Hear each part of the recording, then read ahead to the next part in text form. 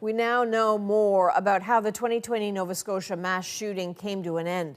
The police officers who killed the gunman spoke today at the inquiry examining the rampage.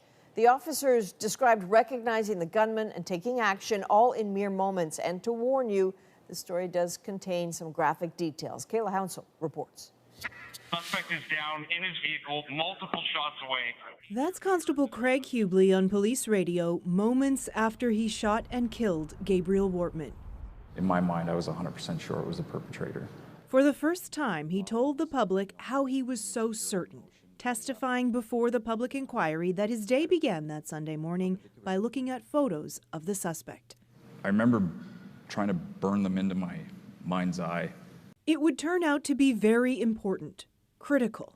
Hubley and his colleague ran into the gunman at a gas station, completely by chance. He was no longer masquerading as an officer, no longer driving his fake police car, no longer wearing a Mountie uniform.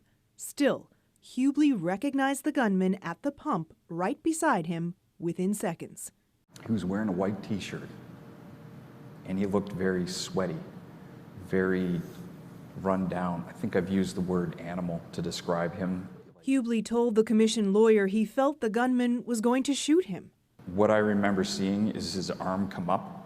Which arm? His right arm. There was a silver pistol in his hand, and it was at that point that I began firing. Constable Ben McLeod testified he didn't recognize the gunman, but knew his colleague, Constable Heidi Stevenson, had been shot, her gun and ammunition stolen. Right away I knew it was an RCMP-issued pistol.